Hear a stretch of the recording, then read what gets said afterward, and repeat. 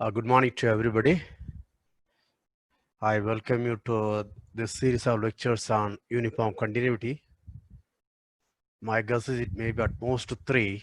Actually, I would like to have only 2, but then since some of you may be the first time joining me, so I thought I will make it 3 with a little more detail and examples. Okay, right. Uh, Before today's lecture, I should pause it. Okay. The recording has started.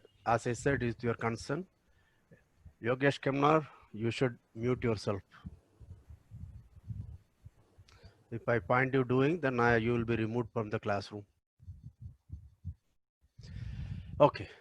My first request today, after starting of the lecture, is whatever you have learned about uniform continuity, ignore or forget. Okay. Or if you know how to format it, that portion of your memory, you format it. I don't want it. It will only confuse you. When we are learning something, okay, you should be part of this. You should not try to compare what you have learned earlier. Okay, you understand that? If you are learning uniform continuity with me today, do not worry about what you learned earlier. Okay, just ignore that for the time being. Otherwise, it will interfere with this and this. You will get confused. Okay, do all of you understand this? Okay, now I am going to share the screen. We will talk about uniform continuity. Okay, welcome aboard.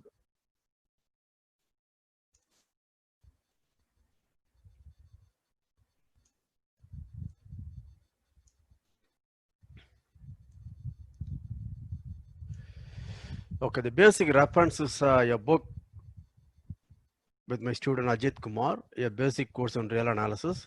You can get it from Amazon if you want.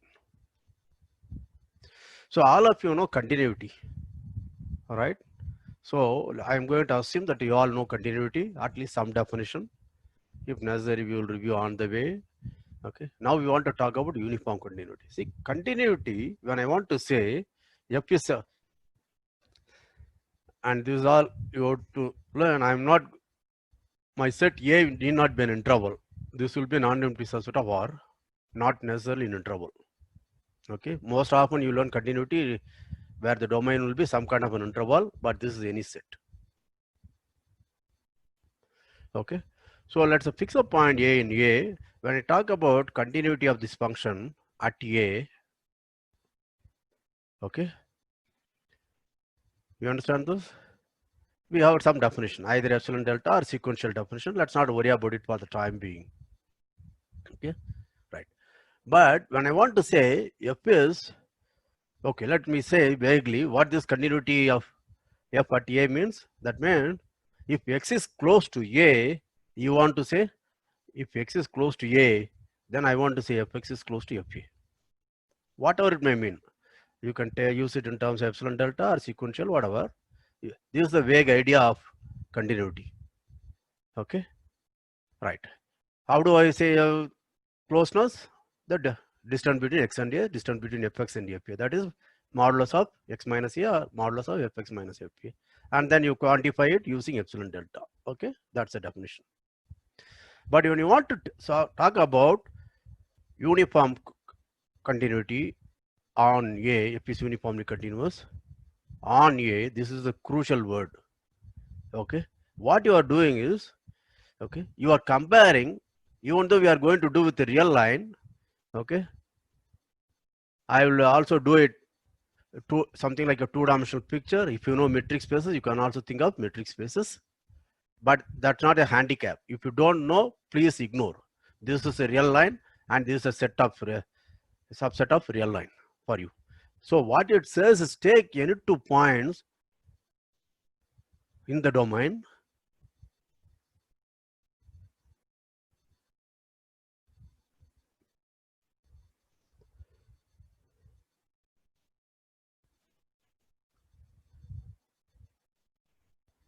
okay, if they are close, then their images are close. So this is my A perhaps, this may be my R, or it may be one vector metric space, another metric space, this may be a function F. Okay. Then what do I do is look at the images of these 2 points. They will be here. They will be close to each other. If these are close, they will also be close to each other. If these are close, they will be. So it tries to talk about any 2 points in the domain. If they are close, their images are close. Contrast this with continuity. It says, when I want to say continuous at A, it says, look at points X which are close to A. So there, this point A is specialized, fixed. Okay, that's something special. Whereas nothing is special here. You can take any 2 points in the domain, their images in the codomain should be close to each other if the original points are close to each other. Do you understand this vaguely? This is the basic thing you should understand. How many of you understand? Say yes if you understand. Yes is by means of symbol. Okay. Now let's go ahead.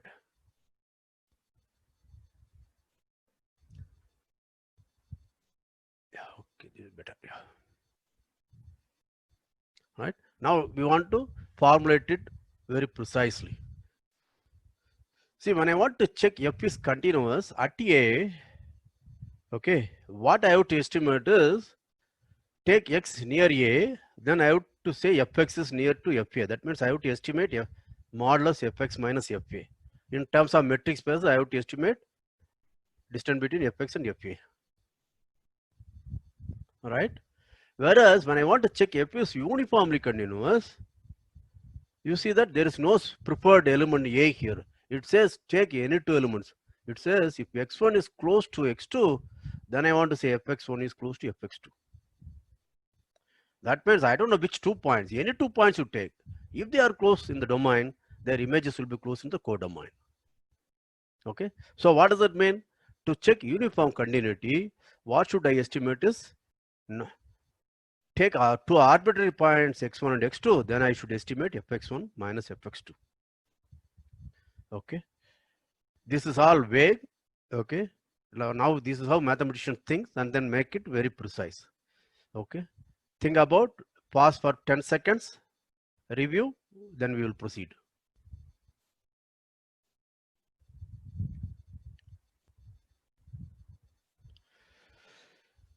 Okay. So let us make a definition.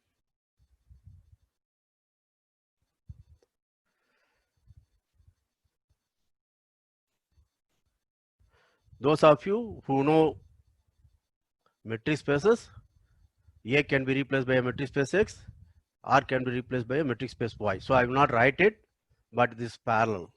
I say F is uniformly continuous on A if for every, give me any epsilon positive, right? There exists a delta positive, such that for every x1, x2 where in the domain A, with what property? Such that distance between x1 and x2. I will write distance between x1 and x2, that same as saying mod x1 minus x2 is less than delta. Okay, then modulus fx1 minus fx2 should be less than epsilon. So let us look at that. This is my thing. Take any 2 points. This is my y. Okay, as I said, it can be a real number. Don't worry about that. Okay. Then I have put an epsilon. Okay. Then they took the images. It may be. It cannot be like this. It has to be again close. And take another 2 points. If they are close, its images will also be epsilon close. If this is delta close, the images must be epsilon close. How many of you understand? Say yes if you had understood.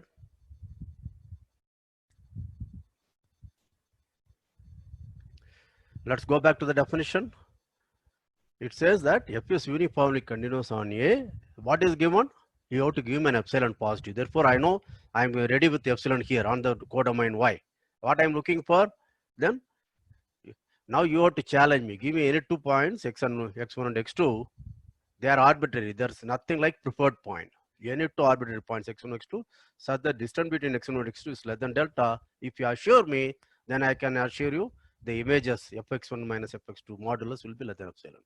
This is same as saying distance between fx1, fx2 is less than epsilon in the metric space context. Okay. So what you should notice is, when I want to show you F is uniformly continuous, this is what I always emphasize in my analysis courses. Those who had attended, those who are attended or watched my video or read my book will know I put an emphasis on the word estimate.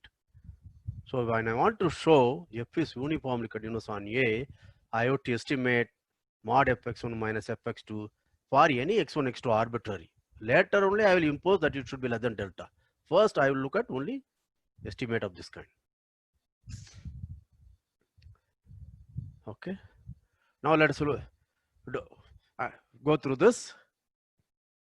This definition is clear. Okay. Now let's look at a simple minded example. First, let's develop intuition. Okay. We will come to epsilon, delta, etc. So let's develop intuition. Suppose I have a function whose graph is good, I am going to write. Okay, at 1, so from 0, it goes like this. So at 1, it reaches 1. This is half, that is 1 minus, okay, half, 1 minus, sorry, 2 minus 1, that is n plus 1. This is 1 plus half. And next at 2, okay, this will be again same thing. This is at 2. And what is this base? This base will be 2 plus 2 minus 1 by 3, 2 plus 1 by 3. At n, it's same thing. This will be like this. I am just magnifying. It should be very, very small though. This will be n minus 1 by n plus 1. This will be n by 1 by n plus 1. So the base is actually shrinking. You understand that? But everything, again, the picture doesn't look like everything is the height. The vertex is at 1, y equal to 1. Now in between points is 0. It starts from here, reaches this, comes to 0, goes remains 0, then comes back like that. And here also it reaches 0, it goes to 1, comes back to 0, and then reaches like that. Do you understand this? Do not worry about writing the function in terms of x, y, etc. Very easy.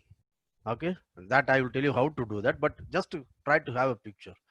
Now this picture is a blown. This is a kind of, I have put a magnifying glass. As if n is very large, this base is very, very small. Do you understand this?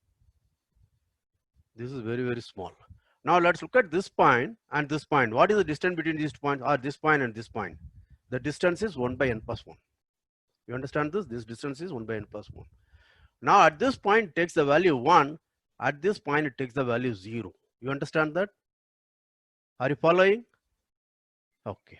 Now tell me, use this picture of mine which I said. Okay, if it is uniformly continuous, when 2 points are very near to each other, their images should be very near to each other. Does it happen in this case? Those who think it happens say yes. Those who think it does not happen should say no.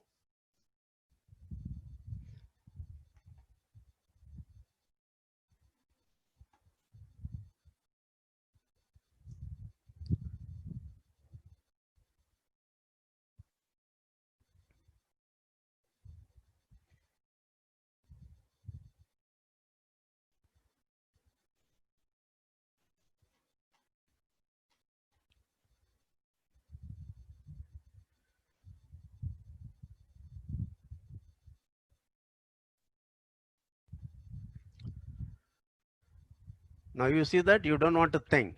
All of you should begin to think. Okay.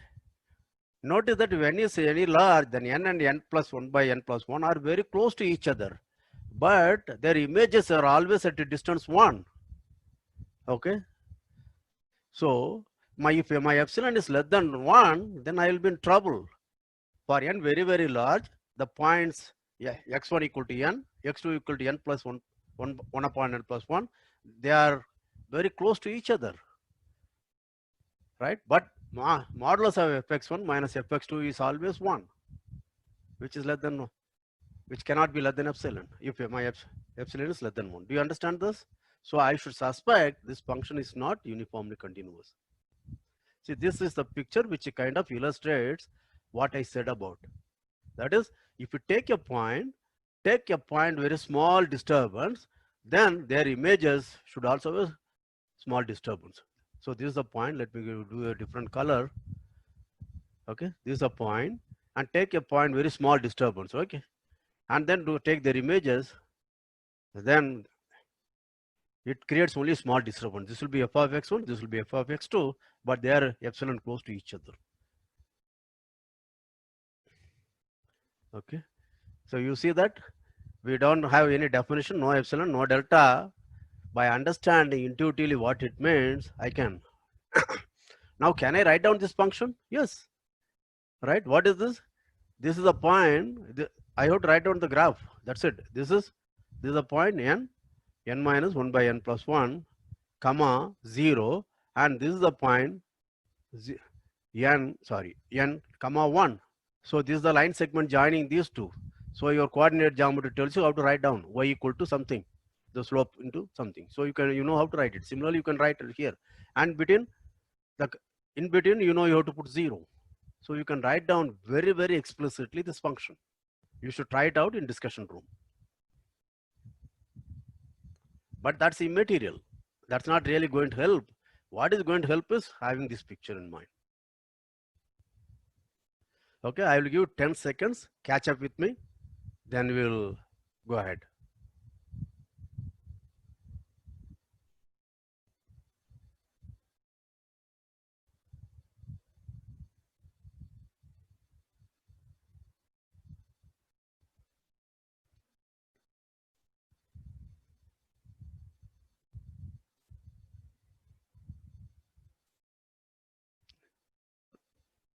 Now let's look at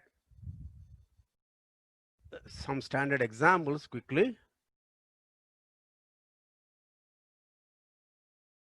So these are the very standard example. I'm not going to spend time on that. If A from R to R is a constant, it is uniformly continuous. Yeah, before that, let us dispose of something. If F from A to R, see, this is how you can see that. Okay, a well prepared teacher will not do like this. He know what he has to do because he has prepared notes, whereas I have not. Okay, so if suppose F is from A to R is uniformly continuous, look at our definition. What does it say? Given an epsilon, there is a delta positive, so that for every x1, x2 in A, so that mod x1 minus x2 less than delta should imply mod fx1 minus fx2 is less than epsilon. Right? But our continuity has a meaning.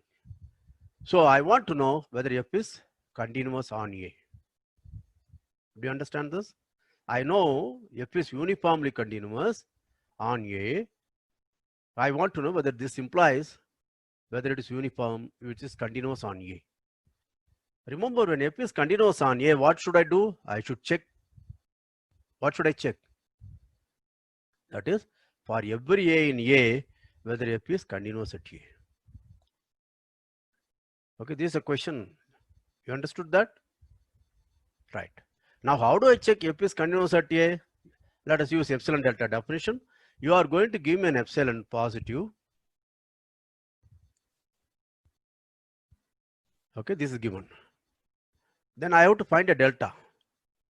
With what property? If x belongs to A and distance between x and A, that is mod x minus A, is less than delta, I should check whether mod fx minus fa is less than epsilon. I'm just recalling the definition. I have to check whether this happens. Now you let epsilon be given. What do you think I will do? How many of you know what do you think I will do? Say yes if you know the answer. What will I do?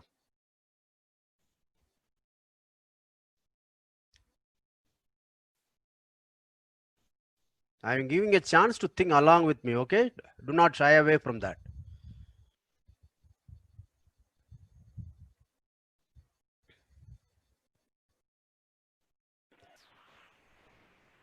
You see that you don't want to think along with me. So what is the hypothesis? Hypothesis F is uniformly continuous on A. When F is uniformly continuous on A, if you give me a positive epsilon, what do you think I will do? Uniform continuity will throw up your delta for me. Right? What was the property of the delta? Whenever x1, x2 are in A, and so that mod x1 minus x2 is less than delta, modulus fx1 minus fx2 is less than epsilon. Now I'm happy now. Okay. Now you take the delta which is given by uniform continuity definition. Then suppose x is in A, so that mod x minus A is less than delta. Now remember, x is in A is also in A, therefore they are like x1 minus x2. Modulus of this is less than delta. That means by uniform continuity, mod fx minus fa is less than epsilon. Therefore, I have proved f is continuous at A. How many of you understand the proof? Say yes, quick. Please mute yourself.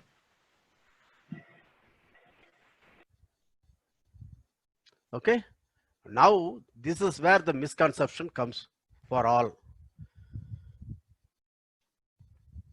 Okay. What is the thing? Now you can see you've given epsilon. If I want to check continuity of f at A, I have to choose a delta positive. In general, the delta will depend upon your A as well as epsilon. Now you can see no matter which A you gave me, the same delta is going to work. Do you understand this? That is why the wrong conception says uniform continuity means given epsilon, I should be able to choose a delta independent of A. But that is a consequence of uniform continuity. That's not the definition.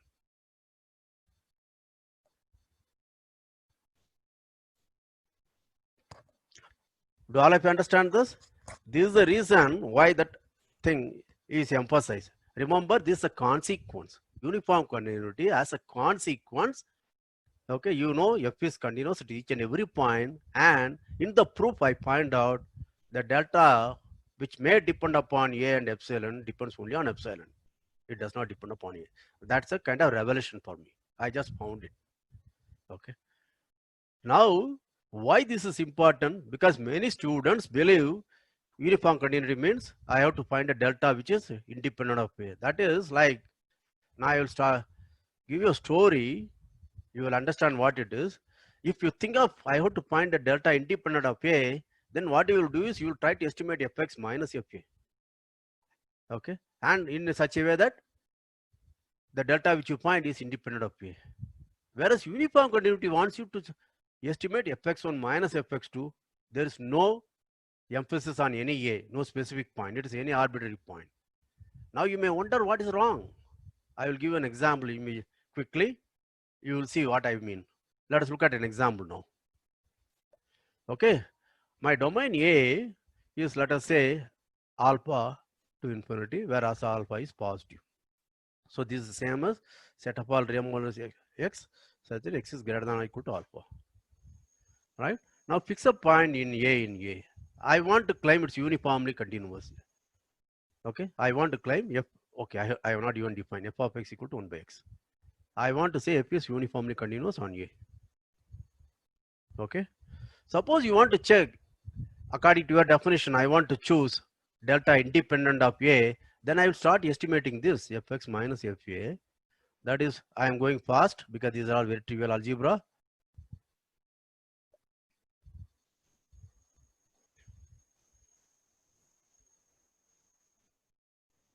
One by x, 1 by A into mod x minus A. So I want this to be less than epsilon, right? Since x is here, x is greater than or equal to alpha, therefore 1 by x is less than or equal to 1 by alpha. Therefore, I will write it as 1 by alpha into 1 by A into mod x minus A. If I want this to be less than epsilon, I can choose delta to be this. Okay, what will I choose? 1 by alpha into 1 by A into delta should be less than epsilon. That means delta should be less than alpha A. Just to make sure I'm writing clearly, alpha A. You see that my delta dependent on A. How many of you understand? If you had watched my continuity video, you will be able to follow this kind of thing faster. Okay. It's a pity I should have sent you an email to you. Please at least watch 1 or 2 videos of continuity. It didn't occur to me. Okay. Now, suppose I want to directly check its uniform continuity. What do you think I will do? I would start with only fx1 minus fx2. That will be mod x1 minus x2 into my x1 into x2. But x1 is greater than or equal to alpha, therefore 1 by x1 is less than or equal to alpha. 1 by alpha, this is also 1 by, therefore this will be less than or equal to 1 by alpha squared into x1 minus x2.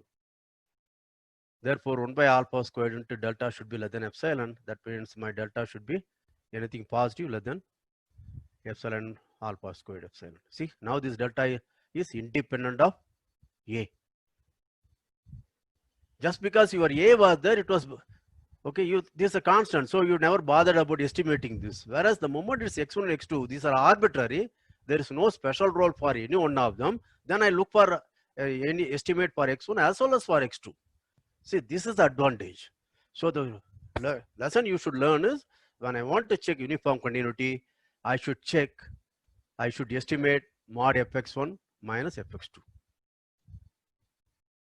Where did I write? I should estimate this. This is what you should worry about.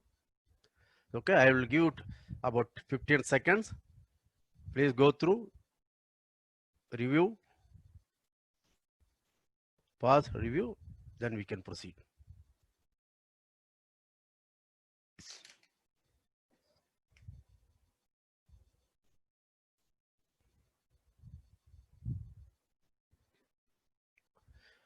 Is that okay?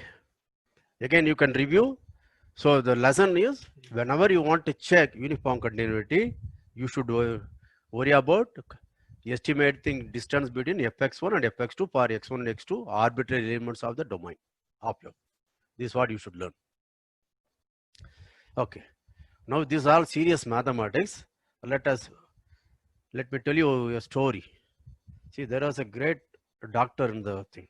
Okay, he can cure any disease. He is well known for that. So one student who was incurable disease went to him, and the doctor, he had ego, so he didn't want to say he can't cure him. So what he said is, he gave a medicine to the patient and said, you take the medicine, but at the time of taking the medicine, you should not think of a monkey. Then you will be cured. Now put yourself in the patient's place. You are going to take medicine. What will you do? You understand what will you do? You will think of a monkey. So this is what happens. If you want to think uniform continuity means, I have to find a delta which is independent of A. My mind is always thinking of A. A monkey is bothering me. So you should not do that. You should think of only this. Okay. Now let's look at some of the standard examples. Let us try to do. Now let's look at the example which I gave earlier. The 10th example. Do you remember this? Where was it? This example. Okay. Now I want to show this function is not uniformly continuous rigorously. Earlier we already did that. Okay. Now we will see how our intuition helps us to write a rigorous proof. Okay. You don't have to worry about what happens elsewhere. I just want to say this function is not uniformly continuous. So what does that mean? I have to estimate fx1 minus fx2. Now notice that the intuition already told me where the problem lies in. The problem lies in, if n is very large, the point n and n plus 1 by n plus 1, they are very close to each other, but their values are always at 1. Therefore, it suggests, if I want to check it's not uniformly continuous, what epsilon I should take? If it's not uniformly continuous, if it is uniformly continuous, for every epsilon positive, something must be true. If it is false, what does it mean? There exists at least one epsilon for which whatever must be true is false. Now what epsilon I will choose? This says that I should choose any epsilon equal to 1 also, or any positive epsilon less than or equal to 1. Right? This is a suggestion. Now let us go through that. Don't worry, as all of us said, if you find it's difficult, okay, series of 10 function. Okay, that's a function. I don't want to explain what it is. We want to check out it's not uniformly continuous. Okay, right. So to check it's not uniformly continuous, the epsilon I want to do is take any epsilon which is positive, which is less than or equal to 1. It could even be equal to 1, but anyway, right? Now suppose it is uniformly continuous. For this epsilon which was chosen, there is a delta positive. Okay, I am going to argue by contradiction. There is a delta positive so that whenever x1 and x2 are in R, so that mod x1 minus x2 is less than delta, I should have mod fx1 minus fx2 should be less than epsilon, in particular less than 1. Even if it is equal to 1, it will be 1. Okay. Now, what if x1 and x2 I will take? Let's go back. I want it to be closer to each other. I can take, my x1 to be 1, x2 to be half also. But then the distance will be less than this. You understand this? Okay. But your delta, I don't know which delta you are giving. So what I will do is choose a delta, choose a natural number n so that 1 by n is less than delta. Can I choose this? How many of you know how I can choose this? Quick.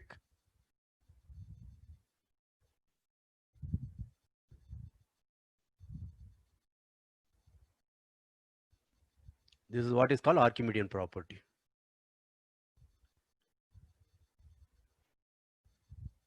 Okay. So by Archimedean property, I can choose a natural number. Now let's look at, fix this n. Let me take x1 equal to n, x2 equal to n plus 1 by n plus 1. Right? Notice what is f of x1? That is 1. What is f of x2? That is the right endpoint of the tent. Therefore, that is 0. Therefore, what is fx1 minus fx2? That is always equal to 1. But what is the distance between x2 minus x1? That is 1 by n plus 1. But that's less than or equal to 1 by n, which is less than delta. Therefore, I have produced 2 points x1 and x2 whose distance is less than delta. Okay. But mod fx1 minus fx2 is not less than epsilon. This is a contradiction. This contradiction shows f is not uniformly continuous. Pause, review, proceed.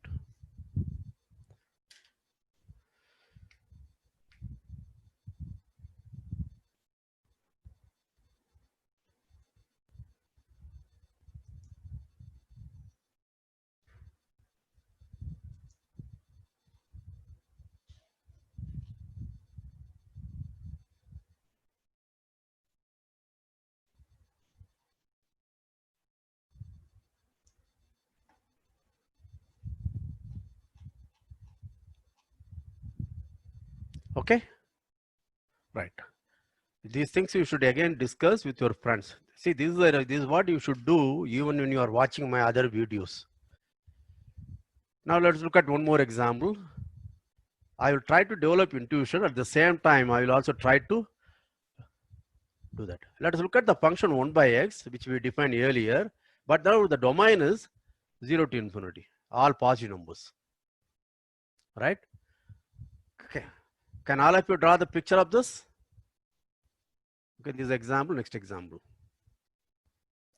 Yeah? Remember this, if you call this as y, okay, you will draw, but you should also remember because this subject is different from some other subject. Yes, Summer? Quick. What's your doubt? No, please don't raise hand. Raise hand only if you want to ask doubts. Okay, if you call this is same as yx equal to 1. And since x is positive, y is also positive. Therefore, it is a rectangular hyperbola in the first quadrant. You see? Therefore, you know how to draw the picture. And I can't draw nicely. Even on board, it's difficult. Here, it's much more difficult for me. But all of you should be able to do that. See, even this thing I am unable to draw. You see that? Now, look at this. If I take 2 points very close to each other, okay, the difference is very less. If I take 2 points very close to the same distance here, it is close. Whereas if you take the same distance close to each other, you will see there is a difference. Take the same distance here, you see this much of difference is there. You understand? So what is your guess? Those who think it's not uniformly continuous should say no. If you think this function f of x equal to 1 by x for x positive, if it's not uniformly continuous, say no. If you think it's uniformly continuous, say yes.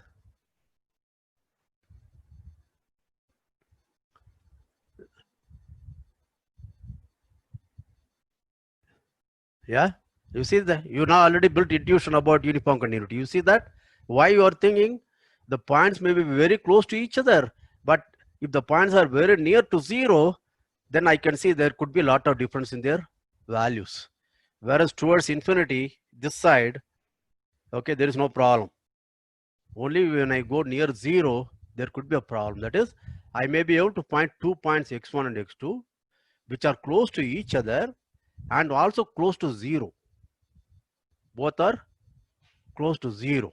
Of course, positive. Then what do you expect? The value fx1 and fx2 may vary very much. Do you understand this? Do you see that? This all by looking at picture, because our intuition, we are able to guess this. Now I can use this intuition geometry to give a rigorous proof to show that this function is not uniformly continuous. So what do you want to do? Notice that we showed this function. If the domain is alpha to infinity, it's uniformly continuous.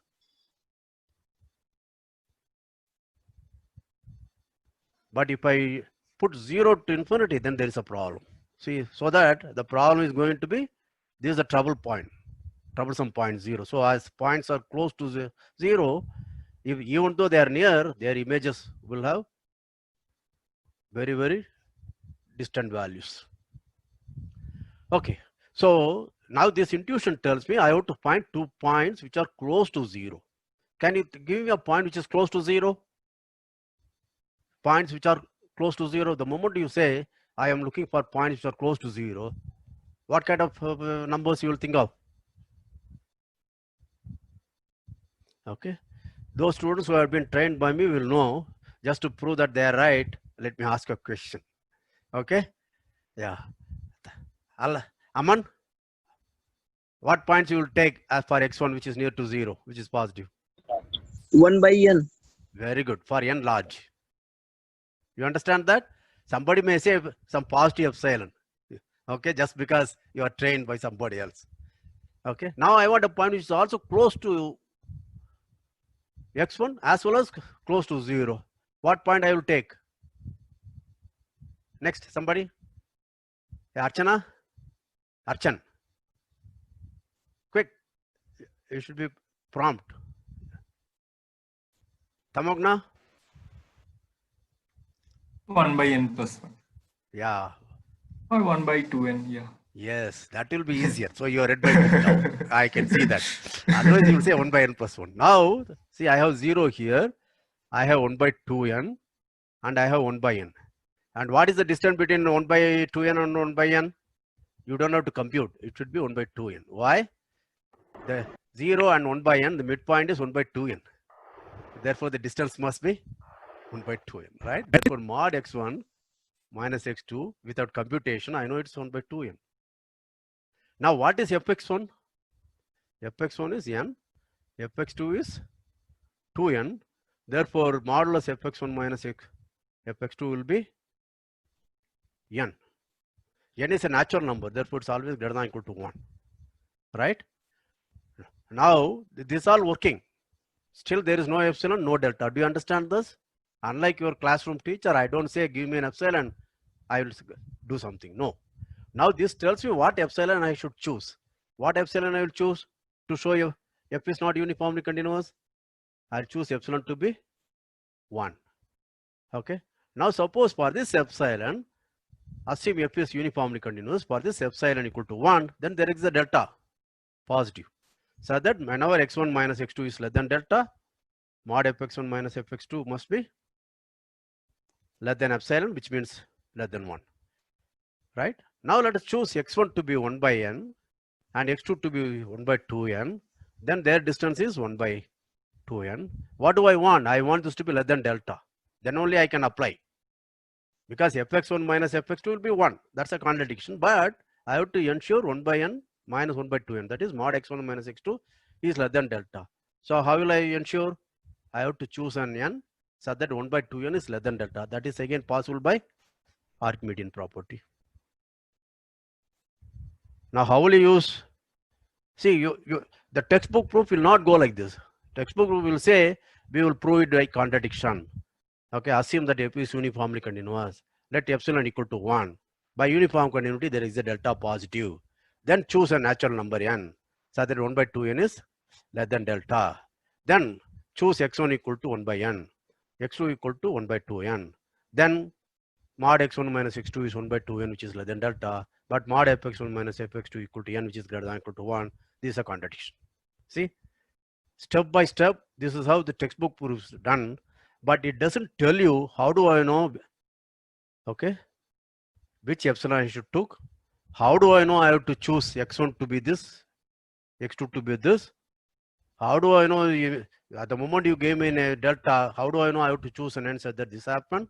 These are all mystery. Okay, if you do that, you are through. Epsilon is, let epsilon equal to 1, choose an n like this, then choose x1 equal to this, x2 equal to this. These are all like mystery. Okay, the teacher knows, he gives it, after that you verify. Okay, this is a kind of what I call verification method. What we are doing is discovery method. We are actually finding what should be the epsilon, what should be x1, what should be x2, how do I arrive at a contradiction. These are the things. How many of you appreciate? Those who appreciate should say yes.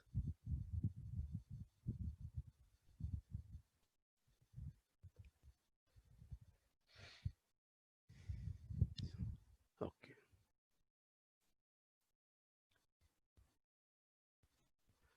Okay, now let's go to one more example. Let's look at, okay, f from R to R given by f of x equal to x squared. And the same function f, but I will also now restrict the domain to be minus R to plus R. Call it G. G of x equal to x squared. So it's actually the same function, but the domains are different. Okay, if the domains are different, they are not same function. What I mean is the expressions are the same. Okay, now draw the picture. All of you can draw the picture. This is y equal to x squared, parabola, right? So my picture again will not be good. Okay, it will be something like this. Okay, this is not, it should be symmetric and it should be slightly steeper here, but don't worry. But you can see now, if I take 2 points which are very near to 0, there is no problem. Whereas if we take this 2 points which are very away from 0, that is near to intuitively to infinity, you can see. Now go again further, it will be like this. It will be near, the other point will be near like this. It may, these points will be near, but this distance will be like this. How many of you can see that? Imagine this. Please, quick, say yes if you can imagine. So if I go towards infinity, the points may be closer to each other, but their values may shoot up. How many of you see that? So what do you guess? The function f, is it uniformly continuous or not uniformly continuous? Those who think it's not uniformly continuous should say no.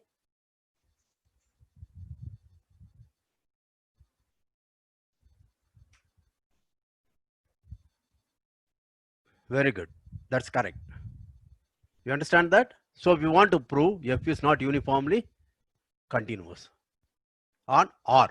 So we claim f is not uniformly continuous on R. Now let's go back. Now again I am going to think through a proof. I'm not going to give a textbook proof. Okay. So what did I observe? By geometry,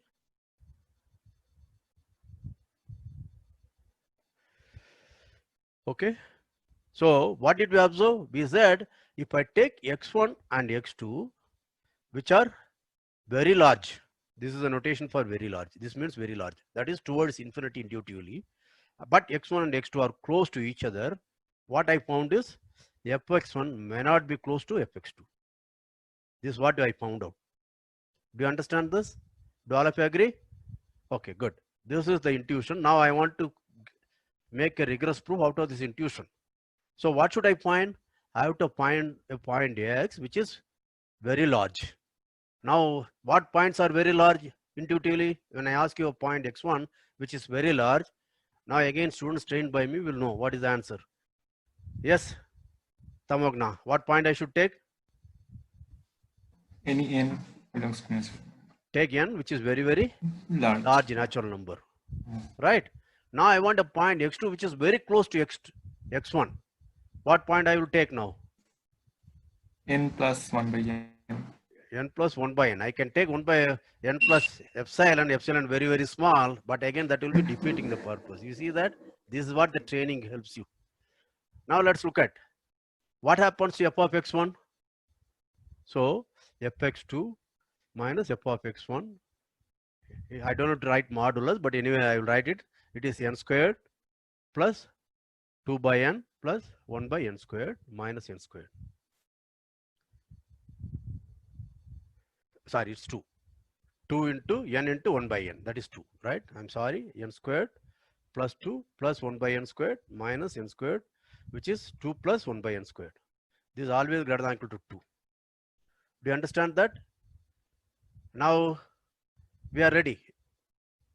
You see that I found points. I did not even find epsilon. I did not find any delta. Do you follow that? Now what epsilon I should take? So somebody who is not part of the team should try to answer. Can somebody suggest what epsilon I should take? Quick. If somebody knows, please unmute and say the answer. Quick. Not part of the team. Epsilon equal to 1. Why epsilon equal to 1? You can be more generous. Oh, yeah. Epsilon can be 2 also. You understand? Yeah. Now, suppose F is uniformly continuous on R, I am going to argue by contradiction. Yeah. So, what do I know? So, from the guess I knew epsilon equal to 2. Then I also know I should take x1 and x2 because then mod fx1 minus fx2 is always greater than or equal to 2. Therefore, mod fx1 minus fx2 less than epsilon cannot be true. But then this will be a contradiction only provided mod x1 minus x2 is less than delta. How do I choose that? The distance between them is 1 by n. So I have to choose a natural number n so that 1 by n is less than delta. Can I do that? That's by Archimedean property. Therefore, how will I write a textbook proof? Textbook proof will come very boring way. Take epsilon equal to 2. If f is uniformly continuous, there is a delta, so that mod x1 minus x2 less than delta implies mod fx1 minus fx2 is less than 2. Okay. Now choose an n natural number so that 1 by n is less than delta, which is possible by Archimedean property. Choose x1 equal to n, x2 equal to n plus 1 by n, then fx1 equal to this, fx2 equal to this. Their difference is 2 plus 1 by n squared greater than or equal to 2. So this is a contradiction. You see that? Just 5 line. The teacher would have to spend less than 10 seconds to write it on the board. You think that it's all wonderful. You all learned it very well. Is the proof okay? How many of you like this? How many of you appreciate this way of thinking mathematics? Say yes, those who like. Right. Okay. I have another 10 minutes. I will stop there. But let's look at the other case. Suppose I restricted the function to minus r to plus r or any bounded interval. It need not be one be closed. Okay. Now let us look at gx1 minus gx2. Okay, this is x1 squared. Let me write x and y for the time being. It will be easier for me. So the moment x squared minus y squared is written, what will you do? You will write as x minus y into x plus y. Okay, this is from 7th standard onwards. We have learned this trick. Now this is less than or equal to. So again, if you had watched my videos and analysis well, it will not be surprised. Then what will I do? I will estimate this. This is actually equality. This will be mod x minus y into mod x plus mod y. You understand? I want this to be less than epsilon. So if I make sure this is less than epsilon, then I am through. If I make sure this is less than epsilon, okay, this will be automatically less than epsilon. So that means I have to find an estimate. Now you see that the advantage of writing arbitrary points x1, x2 or xy. Now x is here, therefore mod x will be less than r. Y is also there, this or this less than r. Therefore this value is less than or equal to 2r times mod x minus y. So I want 2r times mod x minus y should be less than epsilon. That means I have to choose a delta which is epsilon by 2r. You see that? If I put a, then I may not remember. This will be mod a plus mod y. So the a will keep occurring here. So that is why it's a monkey. You should avoid the monkey. You should always think of this. Yeah? How many of you understood this? Quick. So how will you write a textbook proof? Let epsilon be given. Then your teacher will say, choose a delta, positive delta, which is less than epsilon by 2r. He will immediately write it. You may not know why. Okay. After that, he will keep checking. Assume mod x minus y is less than delta. Okay. Do this. You get it. Then mod x is less than r mod y. But this is equal to less than 2r times delta. But 2r times delta is less than epsilon by our choice. Okay. This is how a rigorous proof is, textbook proof is written, but you should learn. I hope all of you understood. So let us pause, review and proceed.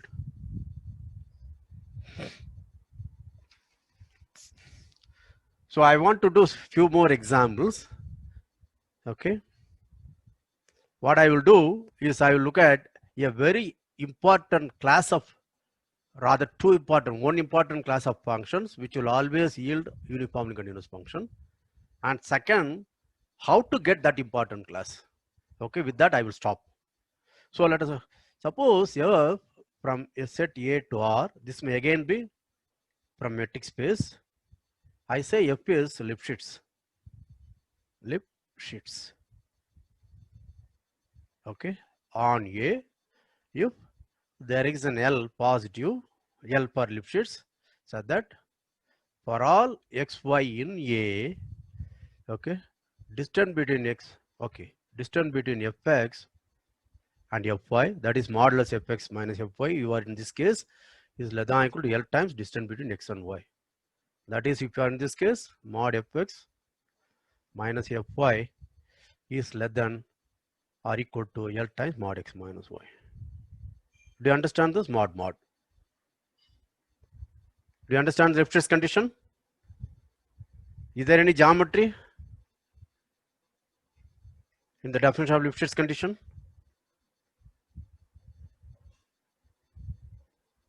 Is the definition clear? Those who think it's clear, please say yes quick. We have only about 7 minutes, 8 minutes. Okay, good. What is the geometry? Geometry is easy. Look at the real line. Draw the graph of the function. Okay, what does this say?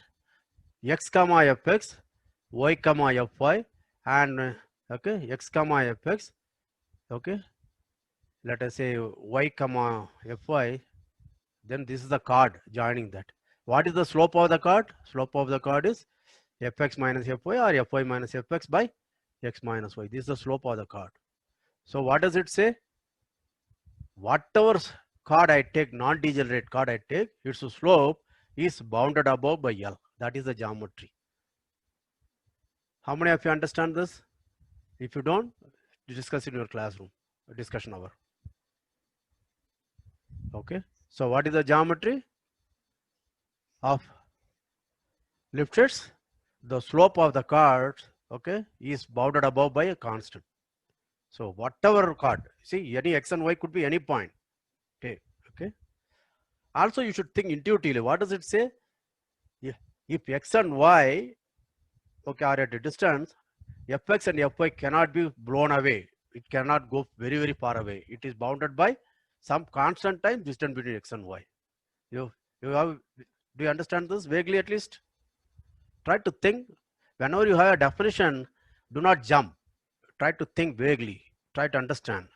Try to build your intuition. See, what does it say? If x and y, I don't know whether they are near or far away, I don't care. But what it says is, if fx and fy, can they be very far? No, it will be bounded by the distance between x and y by a constant. It will be at most L times distance between x and y. That shows something very interesting. Now, how many of you see any Lipschitz continuous function, Lipschitz function use uniformly continuous?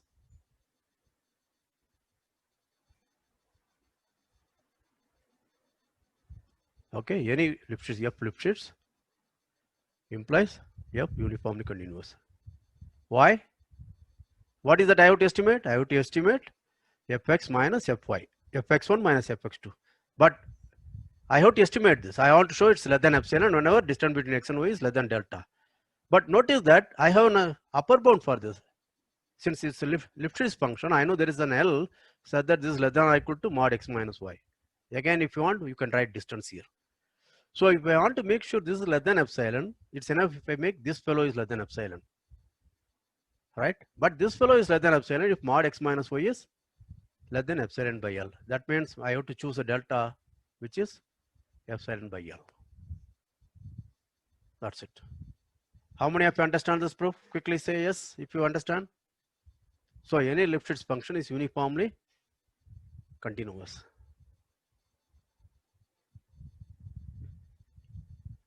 So now how do I get, now the next question is, how do I get such function?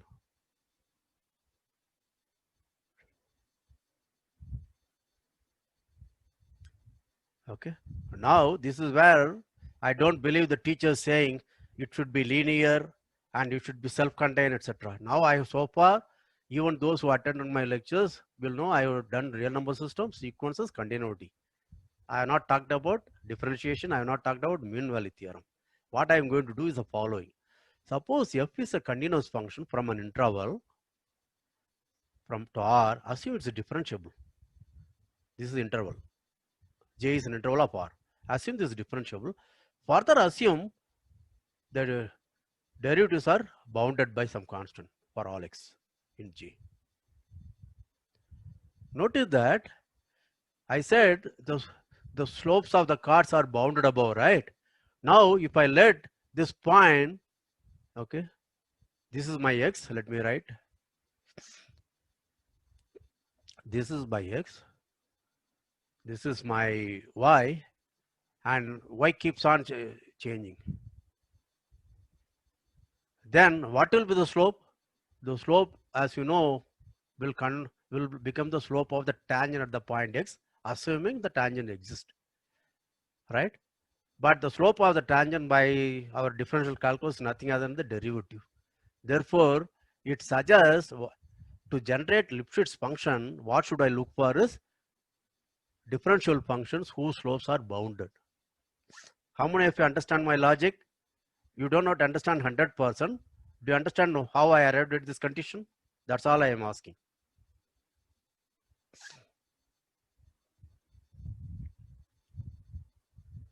Okay, I just tried to motivate. How did I know this is what I have to arrive at? Now suppose this is given, then I claim f is uniformly continuous on J. Why? I have to estimate fx minus fy. Where are x and y? They are in J. Okay, J is some interval. I don't care where it is. This is my x. Let us assume x is less than y or other way around. It does not matter. Then the moment I have fx minus fy and I want to estimate, okay, what you should think of, what theorem you should think of. Can somebody tell me? I know the function f is differentiable and I am given fx minus fy. I want to estimate what theorem I should think of. Yes, Alapan. The Lagrange mean value theorem. No, okay. Lagrange's mean value theorem, right? Okay, right. So by Lagrange's mean value theorem, I know there is some t in between x and y, so that this is equal to f dash t into x minus y. But this is equal to mod f dash t into mod x minus y. But f dash t is less than or equal to m. Therefore mod fx minus fy is less than or equal to m times mod x minus y for x, which x and y? For any x and y in the interval j. So what does it say? It says f is Lipschitz on j, and hence uniformly continuous on j. You understand this proof? Yes? Okay, I think this is a good point. This is just about an hour, I think. So it will be a good place for me to stop today's lecture. There will be a lot more interesting examples. And see, so far I did not prove any theorem. Did you appreciate that? Okay, pause, review, and proceed. We looked at only lot of examples, developed our intuition, and we used intuition to prove rigorously whatever we thought, whatever we guessed. Any science actually proceeds like this only. It's not the way you see in a textbook. Okay, let me stop sharing. Right. So what I will do, I will allot breakout rooms. Then I may have to shift people to rooms. So who are the people? Sangeet Alapan is there. So Alapan also I will make him as a co-host, and Aman Singh also co-host. Is there anybody else from our set? Alapan I have done. Manmohan is there. Yeah, Manmohan, correct. I saw his name. Yes, Manmohan. Okay, good. So students, what I'm going to do is there are about 23 to 22 students.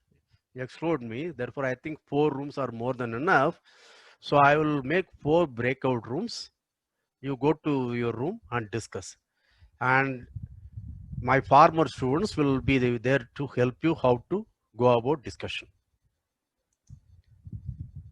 So I will make it into 4 rooms.